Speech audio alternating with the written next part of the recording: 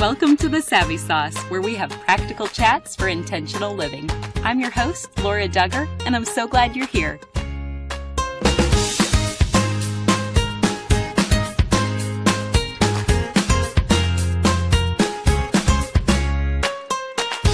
Today's message is not intended for little ears. We'll be discussing some adult themes, and I want you to be aware before you listen to this message.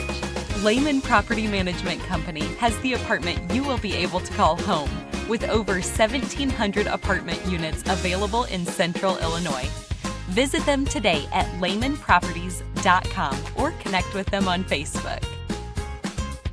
Matthew and Joanna Raabsmith are my guests today. They are clinicians, speakers, and authors with over 20 years of combined experience in counseling, coaching, and guiding couples toward healing and transformation.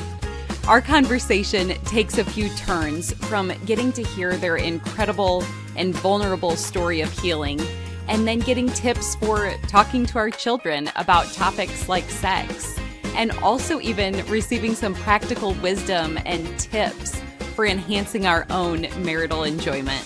Here's our chat. Welcome to The Savvy Sauce, Matthew and Joanna. So good to be here. So glad to be here. Thanks for having us. Oh, truly my pleasure. And let's just start here.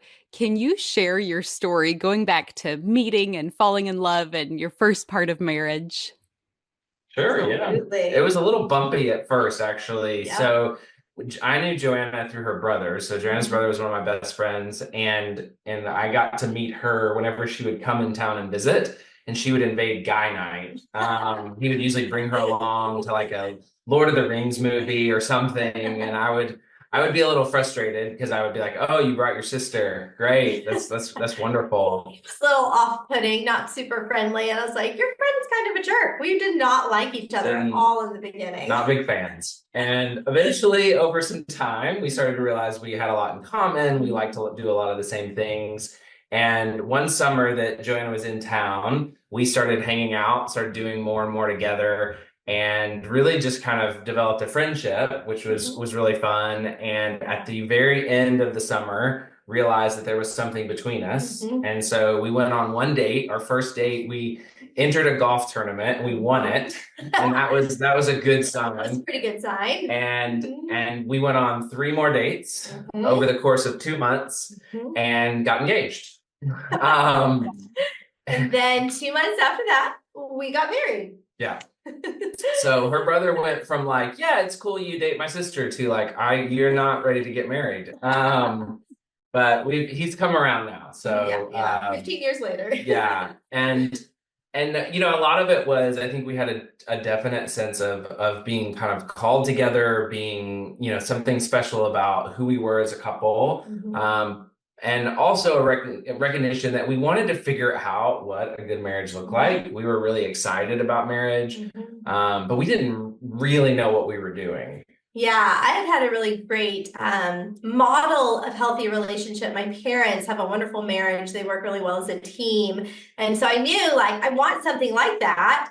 But as soon as we got married, we realized, but how do you actually build that? There's no like instruction manual for, okay, here are the things to do to have a great relationship. And so we read books, we went to conferences, we did what we could, but we still found ourselves getting stuck, not able to really create like that deep sense of like connection, intimacy that we really wanted. And we started kind of hunting more and more for resources. We found some incredible resources that really changed our understanding of the way relationships work, the way people work, and really, for us, shifted our entire focus of kind of what we wanted to do, even with our life. And as we started to do that, though, we still kind of found ourselves at this kind of glass wall. We felt like no matter what we tried, there was always this kind of distance between us. And that started to grow kind of over the years that we were together. It wasn't getting better. It was actually kind of getting worse and worse and worse. And so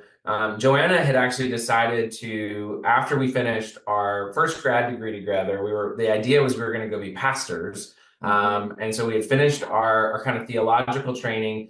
Joanna decided she wanted to get a master's in marriage and family therapy so we could do some work around marriages and ministry in that way. And her very first class kind of just set our life in a completely different direction. Yes. So my first class in the MFT program was a 2-week intensive called Shame and Guilt. So that's a really fun 2-week intensive to be a part of. And as a part of that, though, they had an anonymous pastor come and share his testimony of struggling with sex addiction, becoming sober, getting into good recovery, healing and restoration in his marriage, kind of that whole journey. And as he was talking, something inside of me started stirring, and I knew, okay, what he's saying is resonating way too much with me right now. I think this is the thing. This is what is keeping us stuck, not able to really create the relationship we want. And so that day I went home and first I just kind of started talking about my class, what I had learned, what this pastor had shared, right?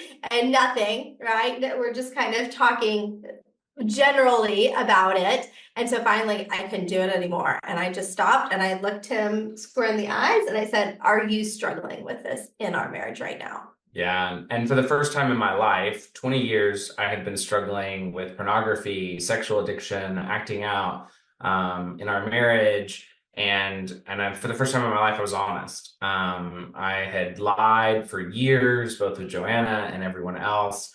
And the kind of floodgates just kind of opened up. And I finally said, yes. And it was really hearing the story, I think, is what did it for me. I think it was knowing that somebody else had made it, that their life hadn't come crashing down, because that was the greatest fear for me, was that the moment anyone found this out, everything in my life would be over, everything that I loved would be gone. And so this kind of story of hope gave me a little bit of courage that day, to be honest. But that started a really long journey for us, because there was a lot of damage that was done in both of my hiding and now kind of this revelation. All the pain kind of came crashing down on Joanna and kind of her shoulders.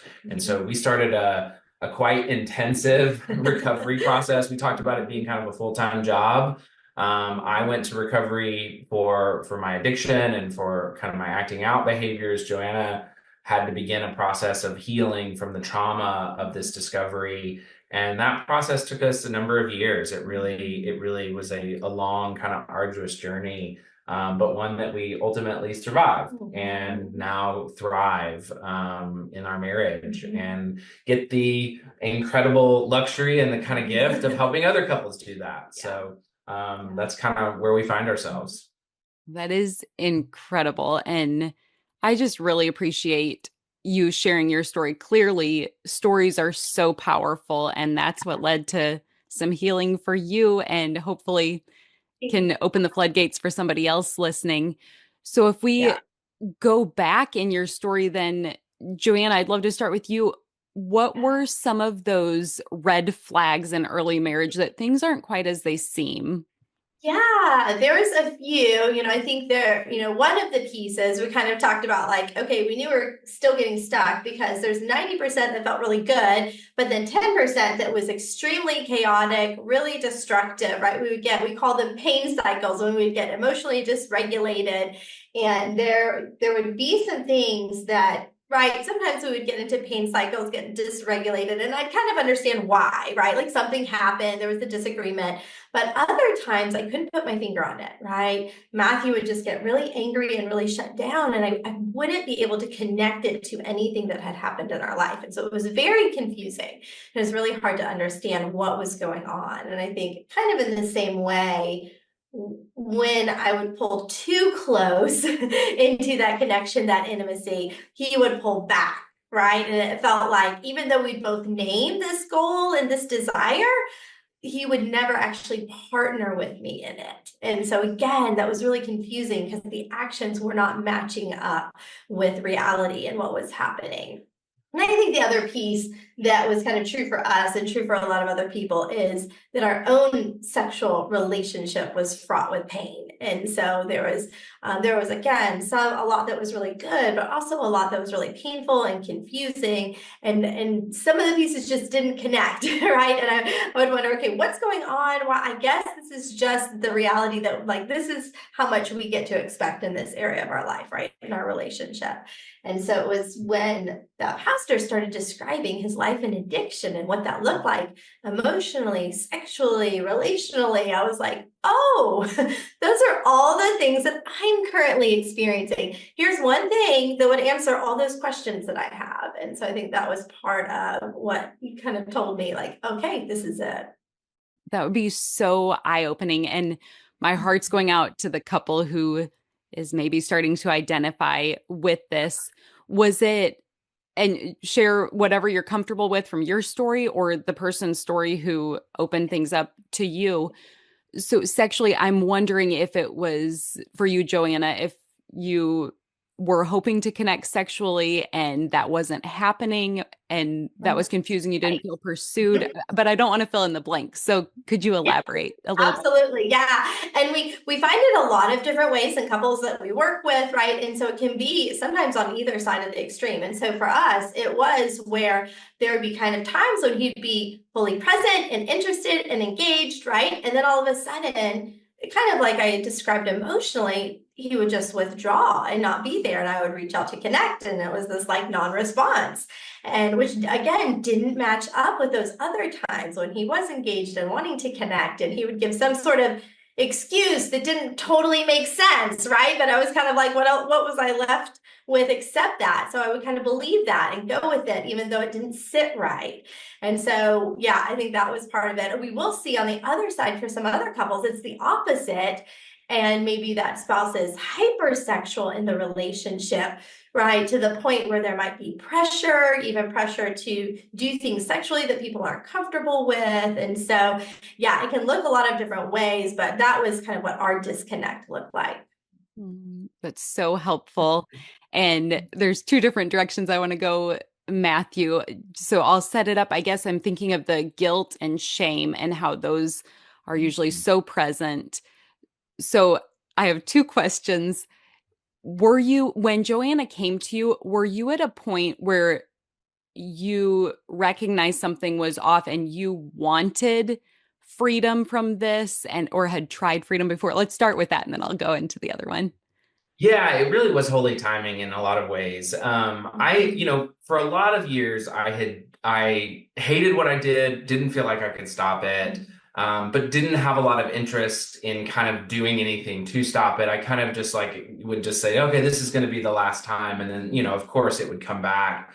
But I think at this point, I had really started to see the damage that was happening to our relationship. I could feel us growing further apart. I could see kind of Joanna and the confusion that she was having, and like she couldn't understand things. She would ask me a lot of questions that I didn't have answers to. And I actually, a couple of months earlier, we were at a worship service and they had said like, hey, if you are ready to give something up, if you feel like there's something holding you back, come forward, right, and confess it. And Joanna and I were sitting next to each other. And I remember feeling like the Holy Spirit just like pulling me to like get up out of my seat. And I wouldn't move. I was like, no, because she's going to ask me what I went down for. There's a random kind of prayer partner at the front. I'm like, I'm not going and confessing this to some random person. And so I was ready. But I think, like I said, I think there was no path forward. It was kind of confess this and everything stops and ends. But everything like marriage ends, life ends. And so when she brought this, it really did feel like God had kind of been answering a prayer that I've been praying of like, if you give me a way out, I'll take it. I'm desperate. I want it to stop. And it felt like that. I think it was both this kind of terror and this hope that day. And even when I said yes, it was a little bit like, what have I done? Like, could this have been different? Should I have just gone and told someone else privately? Right. But I think ultimately that it was out between the two of us, and that we kind of knew it. We knew what we were dealing with, made a huge difference. But I mean, God had been working in my life, offering opportunities for so long. I just been saying no, no, no. And then finally, I think my heart just broke and it was like, yes, okay, I'm ready for this. Man, I love how the Holy Spirit equipped you with that humility and courage to be brave in that moment. And it's such a blessing for all of us to get to see the end, or I guess not the end of the story, but you at this point in your story where you're thriving. Yeah. And so I hope that offers a lot of hope to people listening. But let's also pause. And so going back further in time, Matthew, this was the other part of my question. What was life and attachment and your growing up journey like? Yeah, I didn't know that at the time, right? A lot of this I figured out in the last couple of years of recovery. If you would have asked me, as I was growing up about my life, I would have told you I had the perfect family, I had the perfect life. I think I did not realize that some of the things that I was going through weren't perfect, were harder. And part of that was because I think the way my family dynamic worked was we just swept everything under the rug. Whatever happened, we just kind of went, okay, and moved on from. And I learned to do that as a kid. And that meant a lot of emotional chaos. There was a lot of physical chaos and kind of volatility in our house growing up. And even though I had parents who are still married to this day, have stayed together and have tried to create kind of a stable life, there was a lot of emotional and kind of relational instability. We moved around a lot. And then once we started moving, I found myself more and more kind of isolated at school. I started dealing with bullying and some things that really kind of left me not knowing how to deal with the pain that I was going through. And so my way of stuffing things under the rug was escaping, running, kind of escaping into anything that I could. I watched a lot of TV. I was a latchkey kid. So I would come home, I'd watch TV a lot in the afternoon, and then TV kind of just turned to more and more. And I was exposed pretty young to pornography, actually at a church camp. I was at a summer church camp. Someone brought a Playboy magazine, and I was exposed to pornography, and I kind of felt that high, that rush, and that just became kind of a mode of my escape, right? Of whatever I could do to engage sexually, whether with my mind or with others, that's how I could get out of the pain I was in. That's how I could stop feeling kind of the chaos that I was having and not realizing that it was becoming this kind of adaptive habit, that it would just be this thing I would go back to more and more. And I grew up at a time that technology was still emerging. So I can remember when we got our first computer and no one was talking about safeguards or anything. And so it was just kind of exposure. Here you go. Here's everything you could ever want and don't need. And that really became my life. And the more and more that I did, the more and more that I hid.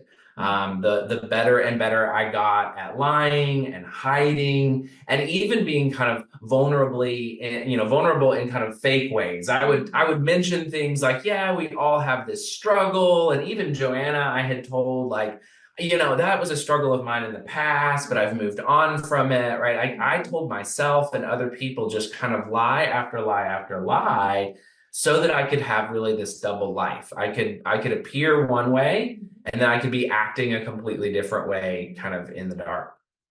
Yeah, and that makes sense. I'm thinking back to 2 episodes. We did one with a male, Sam Black from Covenant Eyes, and he speaks so much of the origins of pornography and that foothold that Satan gets. And so many times it is in childhood, unwantingly you're exposed and then what it can turn into. And then Crystal Renaud Day came on to share a lot of females struggle with this as well. And so I'll link to those if those are a help. And now a brief message from our sponsor. With over 1,700 apartment units available throughout Pekin, Peoria, Peoria Heights, Morton, and Washington, and with every price range covered, you will have plenty of options when you rent through Lehman Property Management Company. They have townhomes, duplexes, studios, and garden-style options located in many areas throughout Pekin. And make sure you check out their newest offering.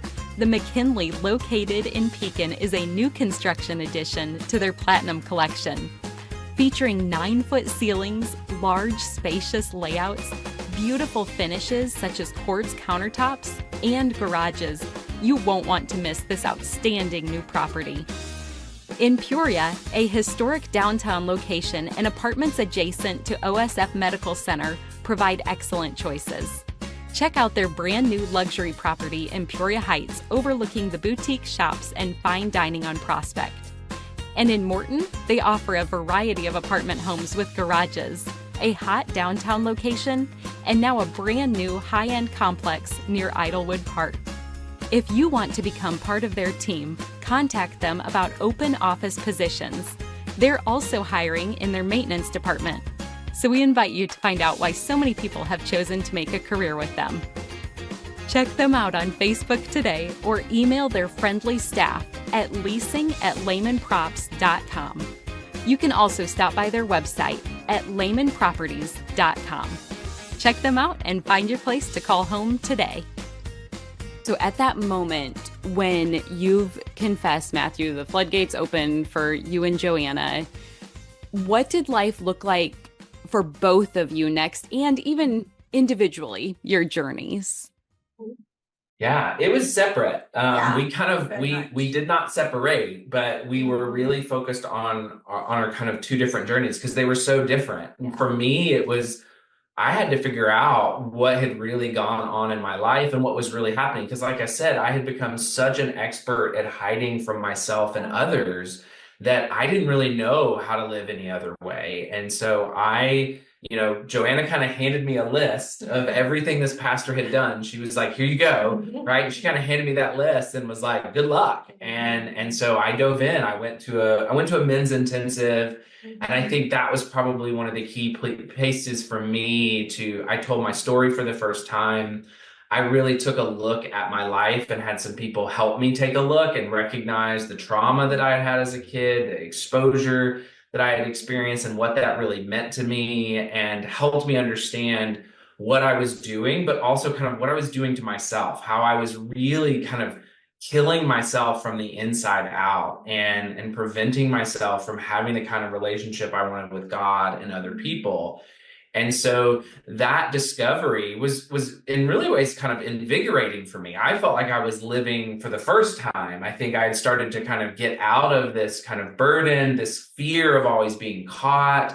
I told Joanna kind of the history of everything that had happened in my life and our relationship. And so I was feeling this kind of renewed sense of like energy and excitement of like, this is good. I want this life. I want the life there that I'm not in constant kind of fear and in constant kind of connection to this thing I hate. And so, which was really different than what Joanna was experiencing. Yeah. So for me, it was very jarring in the beginning.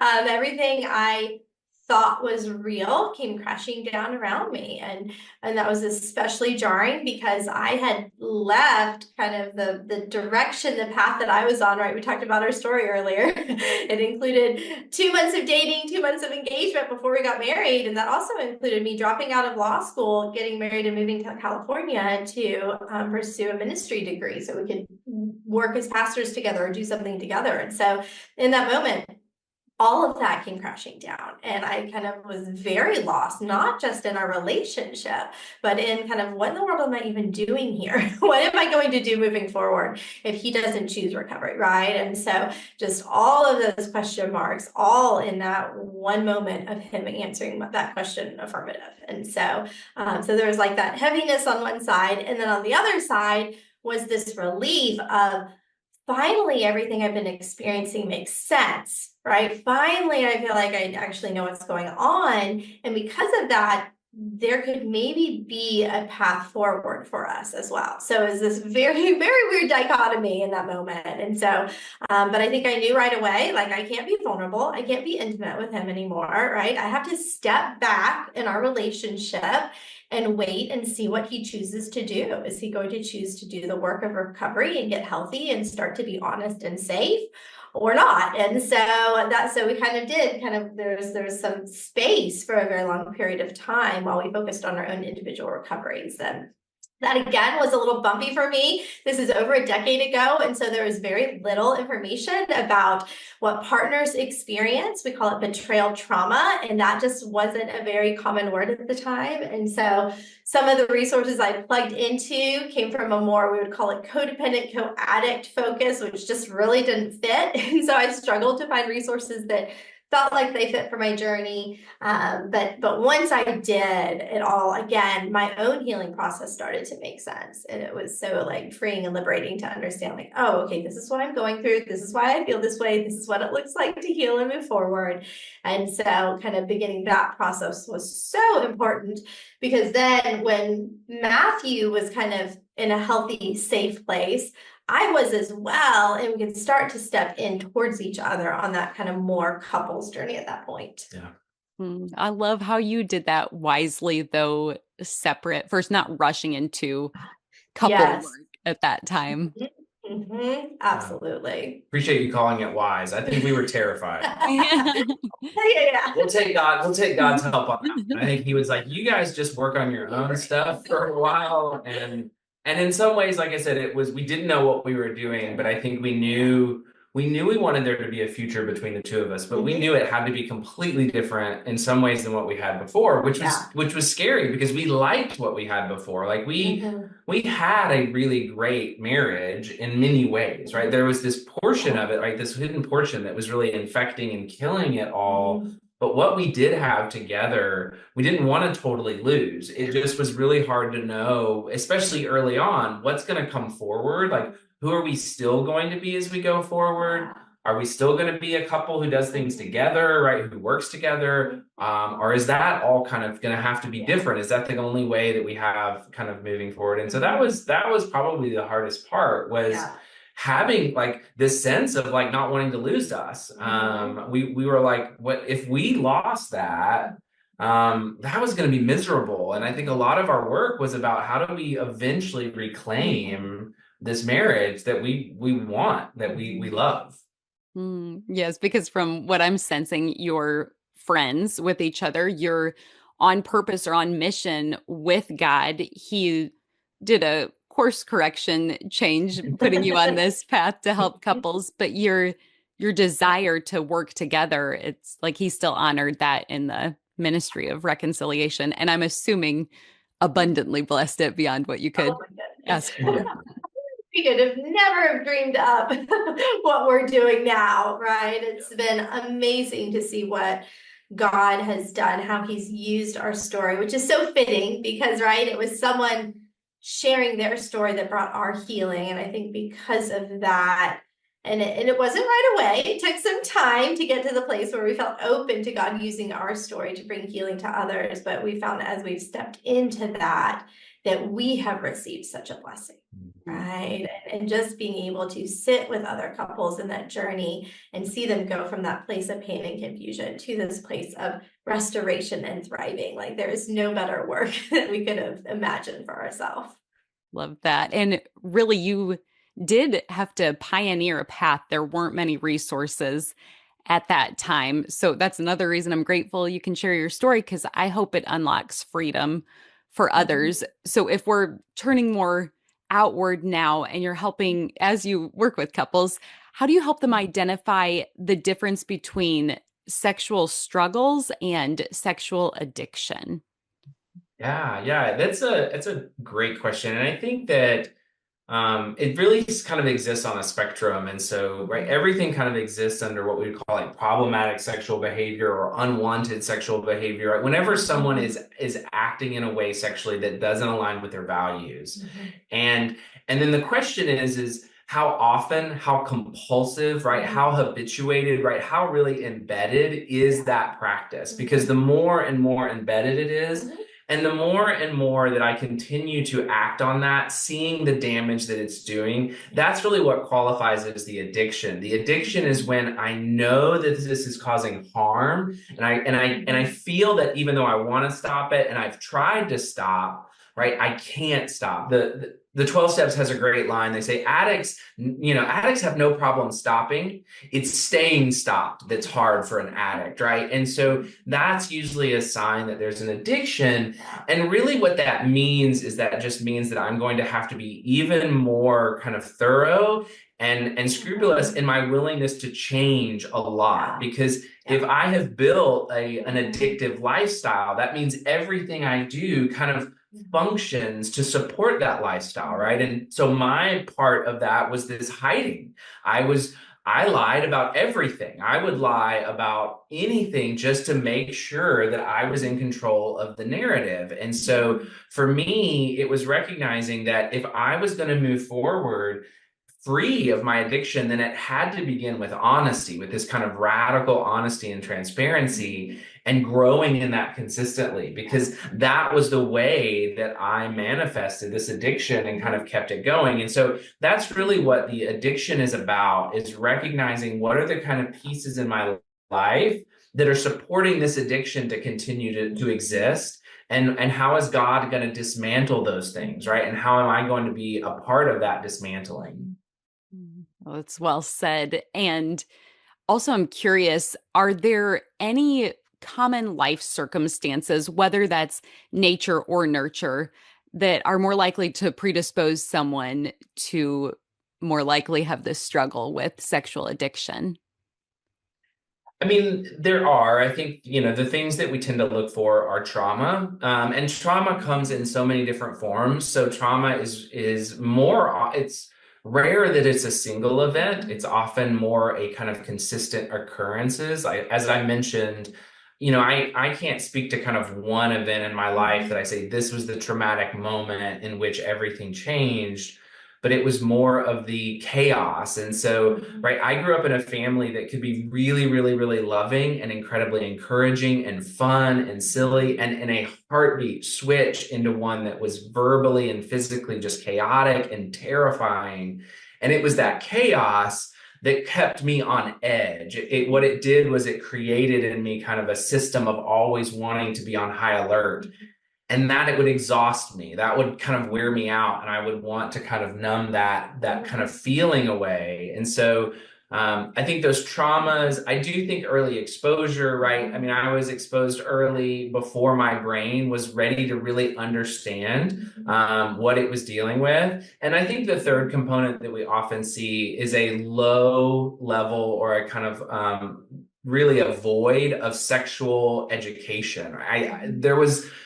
I'm sure I had a small talk with my dad at some point, but we were not talking about pornography. We weren't talking about bodies, and we weren't talking about sex from a kind of healthy, good way. I grew up in the church, and it was kind of, don't do this until you're married, and then you'll be fine, right? That was the sexual education message. And so those things, right? Trauma, exposure, and lack of kind of education usually forms in someone a difficulty of knowing what they're doing, knowing that it's destroying them before it's really kind of gotten a deep hold. I think like the brain aspect too, right? When we talk about addiction, there are usually chemicals involved in addiction being formed, being created. And so I think also co-occurring disorders, right? That emotional pain, but also things like anxiety, depression, ADHD, where my brain really likes the dopamine it gets from sexual acting out, right? And can actually need it to feel okay. That can also be a factor in kind of, especially that addictive side of these behaviors, when my brain gets really attached to that dopamine release that it's getting, because maybe I had some other things going on, or I just have emotional pain. I don't know what to deal with, how to handle it, how to regulate that in a healthy way. There's so many good points there. And I'll just highlight one, because there's a profound piece that you were talking about with early exposure to evil, and the corruption of it is extremely harmful. And yet, not being exposed to God's good design for sex and hopefully being coached by our parents, that is, both of those play a part in the addiction. And so I'm thinking, even as we shift to think about parents, I know I've had parents come to me and just say, I don't want to talk about this with my kids. I don't want to rob their innocence.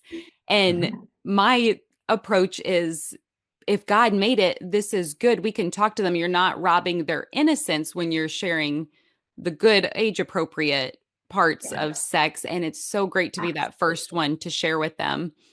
And I think it does the opposite of what we would expect. We're afraid that that might make them hypersexualized. But would you speak to that? That it, yeah, any encouragement for parents?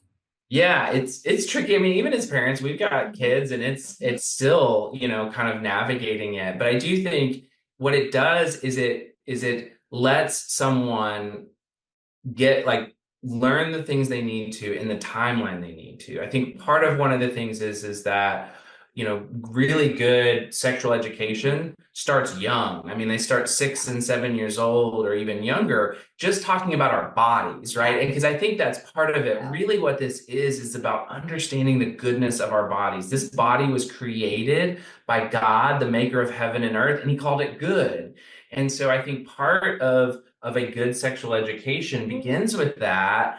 And then what's really nice is once you've started the conversation, that means if your children are exposed or if they're presented with things that don't line up with what they've been hearing, they now feel safe to come and talk about that, because that's really what this was about. For me, I didn't feel safe to talk about what I was exposed to, what people were doing, right? And what people were encouraging me to engage in. And so, my parents would ask me how it's going. I would not tell them anything because it wasn't a conversation that they were having with me. And so I didn't think it was a conversation I was going to have with them.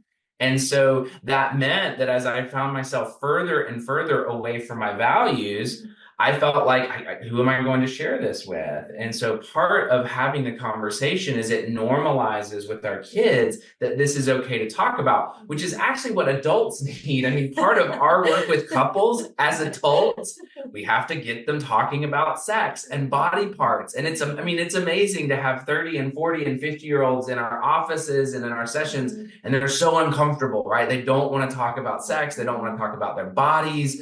They don't want to talk about what their bodies do.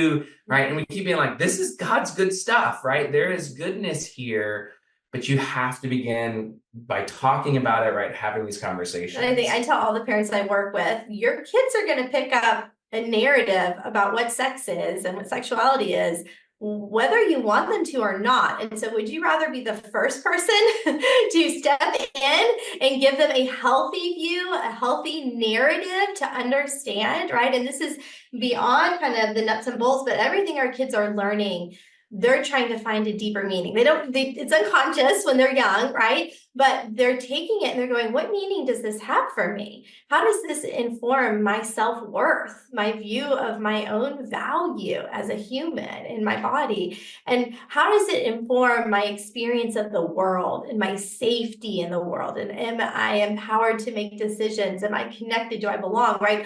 All of those questions they're asking. And so as they're confronted with issues of sexuality, it's going to inform those things. And the world will not give them a healthy narrative about it, right? And so being able as a parent to step in and give them that healthy meaning, that narrative, that understanding of their worth and their safety as they're piecing together kind of sexuality, again, at that age-appropriate level is so important. Guess what? We are no longer an audio-only podcast. We now have video included as well. If you want to view the conversation each week, make sure you watch our videos. We're on YouTube, and you can access videos or find answers to any of your other questions about the podcast when you visit thesavvysauce.com. And I love that you're talking about this with couples you work with. So will you give us an overview of the intimacy pyramid that you actually wrote a book about and you teach to couples?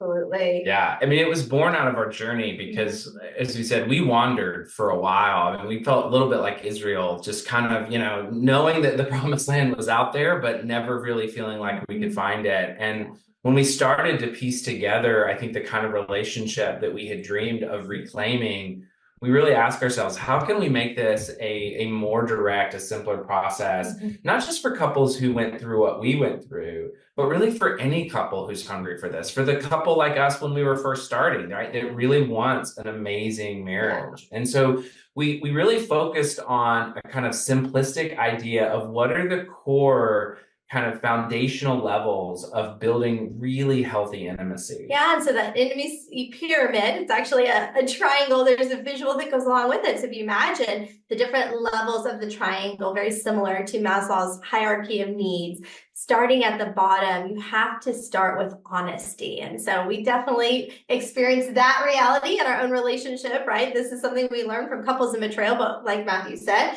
we realized this is where every couple starts. Am I willing to be fully open, fully honest, and transparent in this relationship? Am I being my authentic self, right? And after that level of honesty, that's when we start to build safety. And that has to do with our ability to communicate in really healthy, constructive ways, even when it's hard, even when we're disagreeing, even when we feel like yelling at each other, right? Are we able to show up with that belief that we both have the same goal? We're trying to build something together. And with honesty and safety, that's where we get to work on trust as a couple. That's that next level. Yeah. And trust is where we start to be more partners, where we're really starting to kind of lean in, work together, kind of be courageous and saying, hey, this isn't just my life anymore, right? This is our life together. And as that trust is established, this is what allows for the incredible work of vulnerability. And there's been all these studies about vulnerability over the last few years and how important it is. What we recognize, though, is vulnerability on top of nothing is actually really risky and kind of even dangerous. It's vulnerability that's built on healthy trust, where we step in and we do share some of those deeper pains and those wounds, those fears. We start to really heal some of those kind of early traumas that we experience. It's in that vulnerability that's what allows a couple to be truly intimate. And it's when they've worked through each of these levels, what we find is these couples, when they reach this kind of this intimacy level, they're passionate about who they are as a couple. They love kind of their relationship itself. They have a purpose to it. They have a sense that like our marriage, our relationship exists for a reason, but they're also really playful. They're silly. They're really kind of comfortable in their own skin. And it's those 5 levels really working together that allows them to experience a relationship that gives life. I think one of the things we know is that when God creates, it gives life. And so God created marriage not to burden us, right? Not to kind of, not even just to get us through, kind of surviving life, but actually to bring more life, right? And not just life within the relationship itself, but life outside of it. Oh, I love it. And you're also working with couples. I've heard you speak before about the working on offering your spouse the gift of self-awareness. And so what could couples expect? How do you actually work with them to grow in self-awareness and recognize things like the emotional process they go through in marriage? Absolutely. So awareness. So in our book, we obviously detail the intimacy period much more, and that's Building True Intimacy is the name of the book. But each of those levels we just walked through have different components that go into them.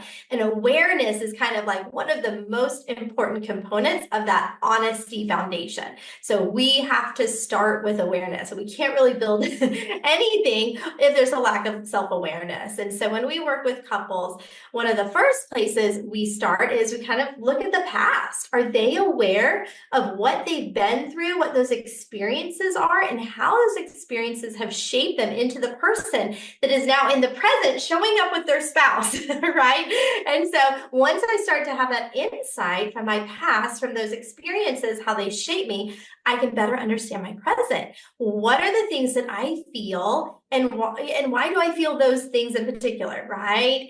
And then when I feel those things in a relationship, and these are typically those kind of heavier, more challenging, more painful emotions, how do I respond? How am I showing up? Because the reality is that all of us copes with emotional pain the same way we cope with physical pain. We go into fight or flight.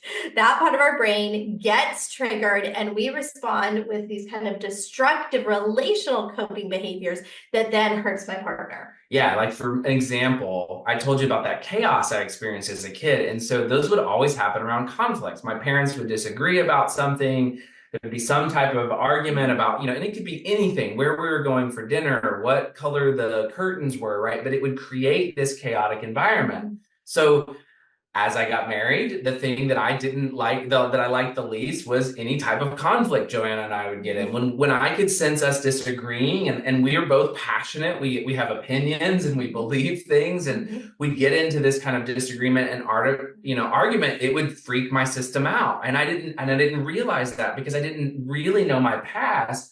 I didn't know what was going on.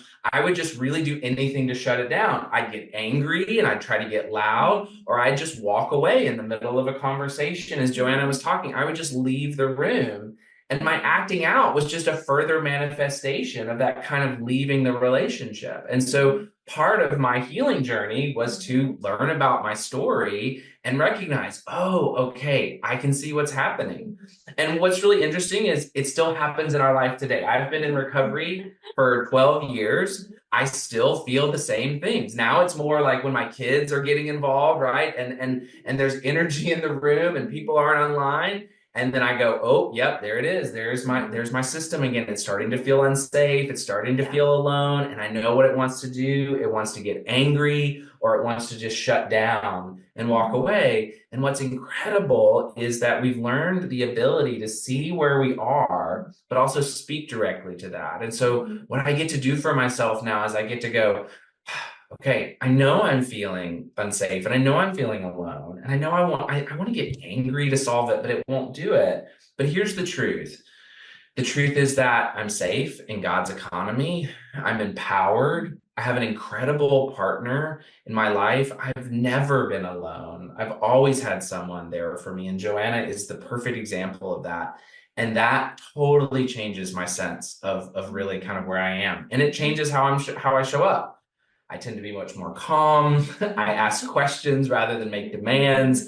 And it's that ability to kind of see where we're at and shift that's just been such a game changer for our family and just for our own relationship. We still have to work on it. It doesn't always look that pretty, right? But when we do, it's amazing how different it goes.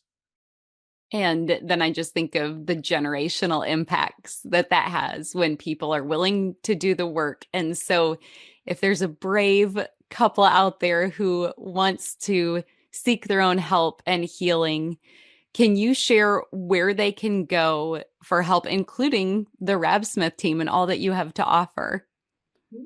Yeah, we would love them to connect with us, because I think one of the things we recognized was having guides along the way. I mean, we had to figure a lot out ourselves, but we also had some really incredible guides, some mentors, some coaches, some therapists. And so we always just say, hey, connect with us.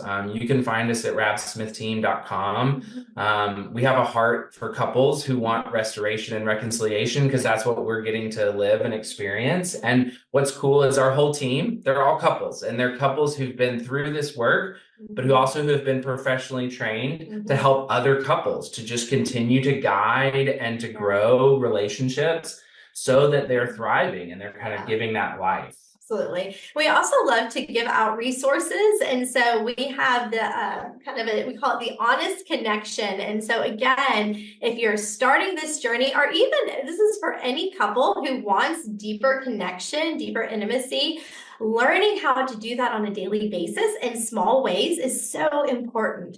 And so we have a worksheet that couples can take and use. We're happy to provide that for them for free, and kind of try this for 30 days and notice the changes that you experience in your relationship. And so that's a great starting point wherever you are in relationship to begin kind of that journey of connection. And you just go to raabsmithteam.com/free, and that resource is all yours.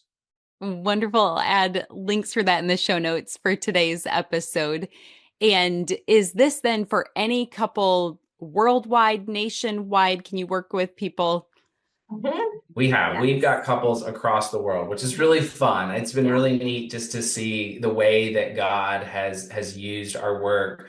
One of the things when we first started this journey, we started getting couples calling us saying, hey, I don't have anybody in my area that specializes in this, that understands this journey. Can I work with you? And so we kind of felt a calling to say, we want to make sure that we connect with people wherever they are. And so absolutely, if you can hear our voice, you can work with our team. I love that.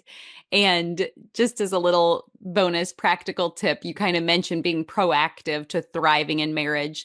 Is there any encouragement that you could share or a specific practical tip that anybody could start to incorporate if they want to take their marriage to that thriving level? Yeah, I think just the ability to slow down. We have a 9, 7, and 6 year old. We own our own business, and we like life, and life can get incredibly fast. But I think what we have found is when, as I was mentioning, when I learned the ability just to slow down, even if I don't fully just know myself, slowing down and checking in, just where am I at right now? Where's my heart? Right? Where do I want to be? I think I realize that so often my values and my actions aren't aligned when I'm moving too quickly. I'm not being the person that I want to be. And we see that in so many couples. We meet so many couples, and there are two really great people who have a hard time working together. They have a hard time kind of being a team. And it's usually because they're working so fast, they don't realize they're kind of working against each other. So slowing down, I think, is such a big key. I think another piece that's, again, really easy to start right away, a lot of couples we work with, and I think probably even us when we started a relationship, right, was there were two individuals in a relationship, and it was kind of either me or you. And starting to understand there's this third thing between you, the relationship. There's a third almost entity that really needs care. It needs nurture. It needs you to focus on its needs from time to time. And so beginning to approach the day, even approach conversations with this question of like, what does our relationship need right now? And even as you're trying to make decisions, what is the way we can decide this in a way that's good for our relationship, or what decision benefits our relationship rather than does it benefit you or me? Because when you get into that struggle, it can become a competition, it can become transactional really quickly. So starting to ask that question, starting to talk about the needs and caring for the relationship very intentionally can be a way to shift that. Thank you for sharing that. I think that leads into my last question because you already know we're called the Savvy Sauce because savvy is synonymous with practical knowledge. And so, as my final question for both of you, Matthew and Joanna, what is your Savvy Sauce?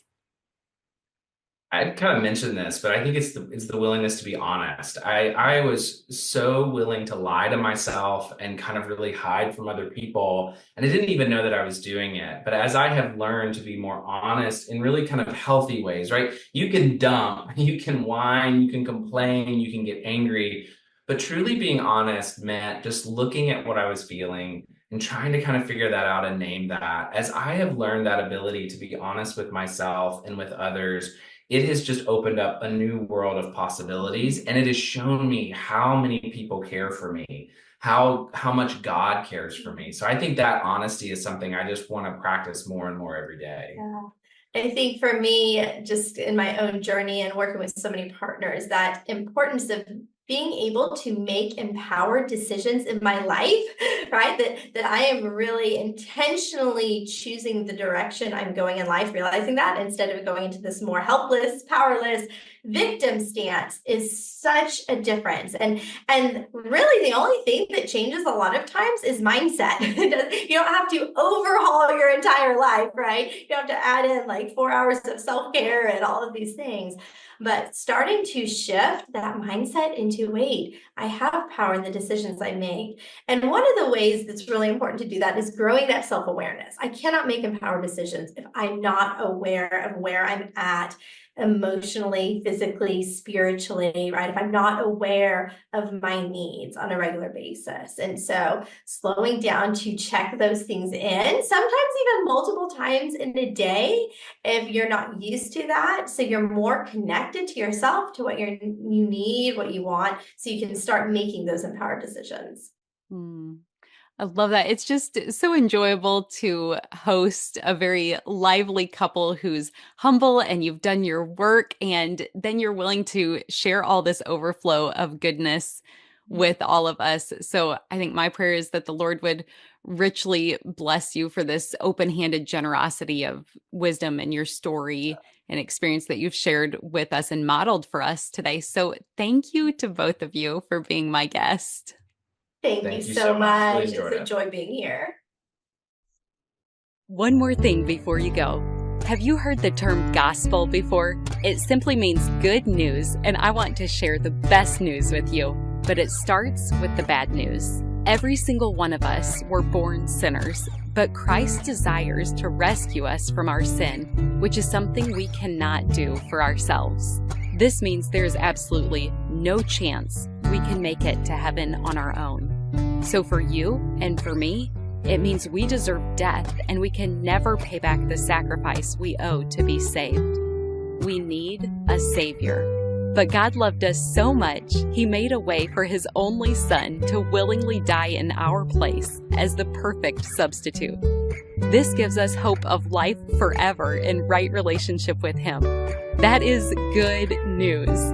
Jesus lived the perfect life we could never live and died in our place for our sin. This was God's plan to make a way to reconcile with us so that God can look at us and see Jesus. We can be covered and justified through the work Jesus finished if we choose to receive what He has done for us. Romans 10:9 says that if you confess with your mouth Jesus is Lord and believe in your heart that God raised Him from the dead, you will be saved. So would you pray with me now? Heavenly Father, thank you for sending Jesus to take our place. I pray someone today, right now, is touched and chooses to turn their life over to you. Will you clearly guide them and help them take their next step in faith to declare you as Lord of their life? We trust you to work and change lives now for eternity. In Jesus' name we pray. Amen. If you prayed that prayer, you are declaring Him for me, so me for Him.